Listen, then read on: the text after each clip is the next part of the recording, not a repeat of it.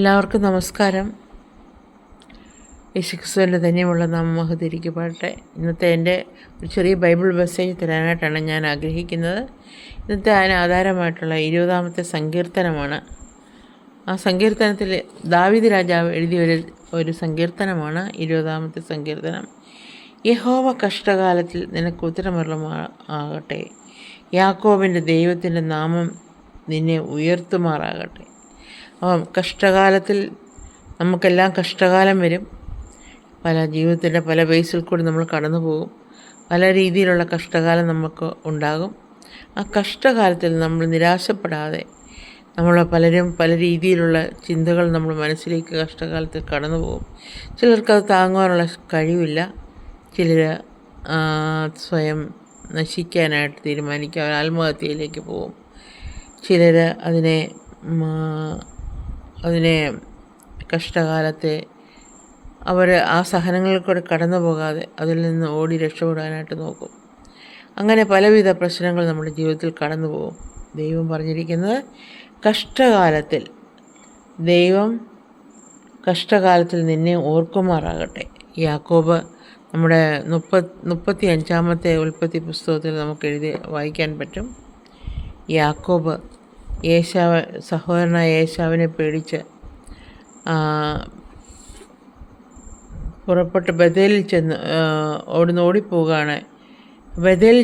ബഥേലിൽ ചെന്നപ്പോൾ അമ്മ പറഞ്ഞു വിട്ട് ലാബാൻ്റെ അടുക്കിലേക്ക് പോകാനായിട്ട് പറഞ്ഞു വിട്ട് വഴിമധ്യേ ബഥേലിൽ ചെന്നു.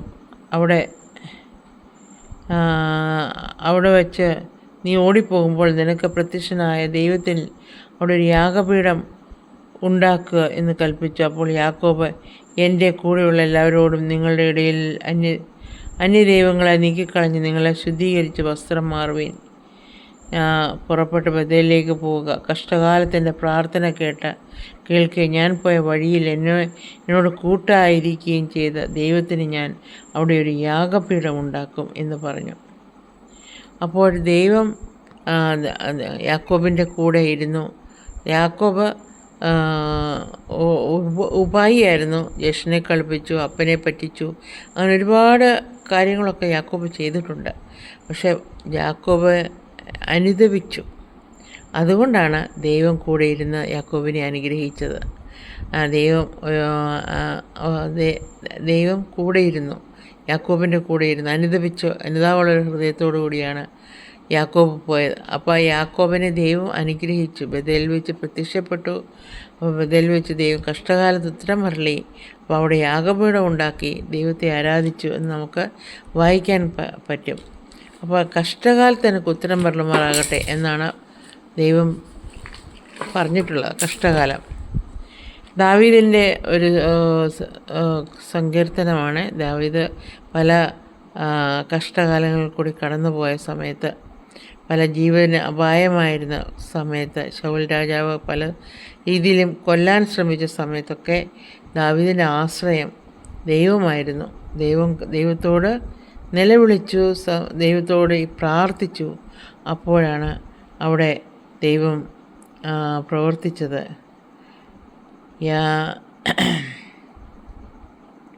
നമ്മുടെ കണ്ണുനീരിനെ മറികടക്കുന്ന ദൈവമല്ല. ദൈവം കണ്ണുനീരിനെ ഒരിക്കലും മറികടക്കുകയില്ല. നമ്മളെ എപ്പോഴും നമ്മുടെ കഷ്ടകാലത്ത് ദൈവത്തോട് പ്രാർത്ഥിക്കേണ്ടതാണ്. നമ്മുടെ കഷ്ടകാലത്തെ അഭിമുഖീകരിക്കാൻ, അതിനെ ഫേസ് ചെയ്യാനായിട്ട് നമുക്ക് പ്രാർത്ഥന മാത്രമേ ഉള്ളൂ ഒരു ശക്തി. അപ്പോൾ നമ്മളെ കഷ്ടകാലത്ത് നമ്മൾ മടുത്തു പോകാതെ ദൈവത്തോട് പ്രാർത്ഥിക്കണം. കണ്ണുനീരിനെ മറികടക്കാൻ കഴിയുന്ന ദൈവമല്ല. ഹൃദയം തകർന്നവരെ ഹൃദയവും തകർന്നവരെയും മനം നുറുകിയവരെയും ദൈവം ഒരിക്കലും തള്ളിക്കളയുകയില്ല എന്ന് ബൈബിളിൽ എഴുതിയിട്ടുണ്ട്. അപ്പം ഹൃദയത്തിൽ നിന്നുള്ള കണ്ണുനീരും നുറുങ്ങിയ ഹൃദയത്തോടുള്ള പ്രാർത്ഥന ദൈവം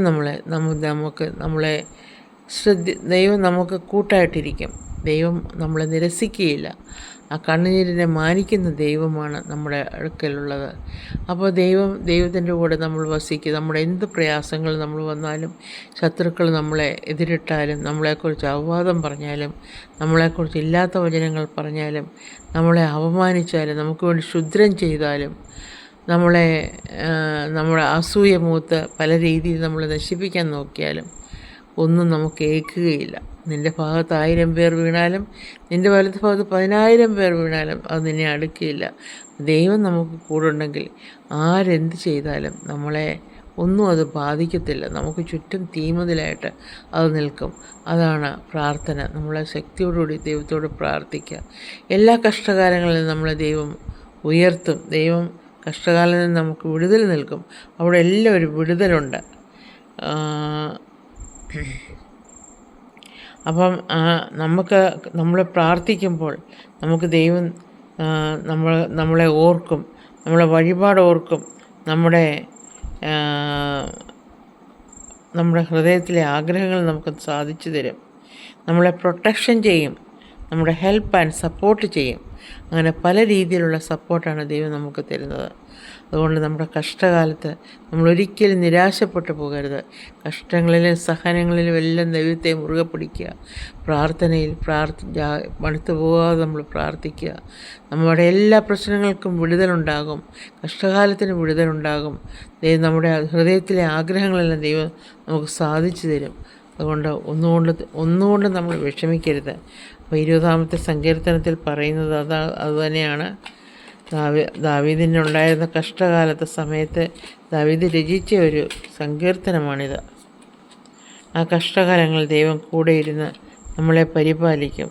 നമുക്ക് ചുറ്റും തീമതിലായിട്ട് നിൽക്കും, നമ്മളെ സപ്പോർട്ട് ചെയ്യും, നമ്മുടെ ആഗ്രഹങ്ങളെ വഴിപാടുകളെ ഓർക്കും, നമ്മുടെ ആഗ്രഹങ്ങളെല്ലാം സാധിച്ചു തരും.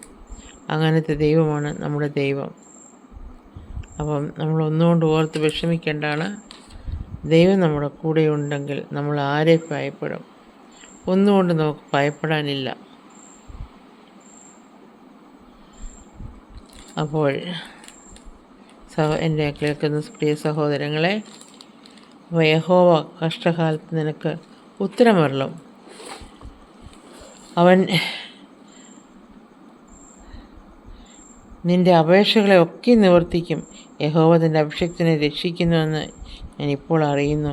അവൻ തൻ്റെ വിശുദ്ധ സ്വർഗത്തിൽ നിന്ന് തൻ്റെ വലങ്കയുടെ രക്ഷകരമായ വീര്യപ്രവൃത്തികളിൽ നിന്ന് ഉത്തരമരുളും. ദൈവമായ യഹോവയുടെ നാമത്തെ കീർത്തിക്കും. ഞാൻ അപേക്ഷിക്കുമ്പോൾ ഉത്തരമരുളും. അപ്പോൾ നമ്മളെ സഹായിക്കുന്ന നമ്മുടെ ദൈവം നമ്മുടെ കഷ്ടകാലത്ത് നമ്മളെ സഹായിക്കും. നമ്മൾ പല രീതിയിലുള്ള സഹനങ്ങൾ കൂടിയും കഷ്ടകാലങ്ങൾ കൂടിയൊക്കെ കടന്നു പോകും. അതിൽ നിന്നെല്ലാം നമ്മളെ വിടുവിക്കും. ദൈവത്തോട് പ്രാർത്ഥിക്കുക,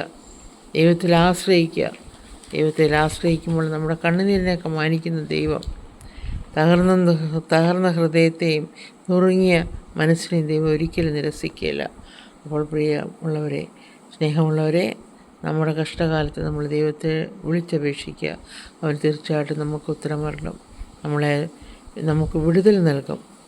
ഇതാണ് ഇന്നത്തെ എൻ്റെ മെസ്സേജ് നിങ്ങളോട് പറയാനുള്ള. ആരും നിരാശപ്പെടരുത്. നിങ്ങളുടെ കഷ്ടകാലത്ത് നിങ്ങൾ ദൈവത്തെ മുറുകെ പിടിക്കുക, ദൈവത്തെ വിളിച്ചപേക്ഷിക്കുക. നിങ്ങളുടെ കണ്ണുനീരിനെ കാണിക്കുന്ന ദൈവമാണ് നമുക്ക് ഉള്ളത്. അപ്പോൾ ദൈവം നമ്മളെല്ലാവരെയും അനർഘമായിട്ട് അനുഗ്രഹിക്കട്ടെ. എല്ലാവർക്കും ഒരു നന്മ നേരുന്നു. Have a blessed day. Bye bye.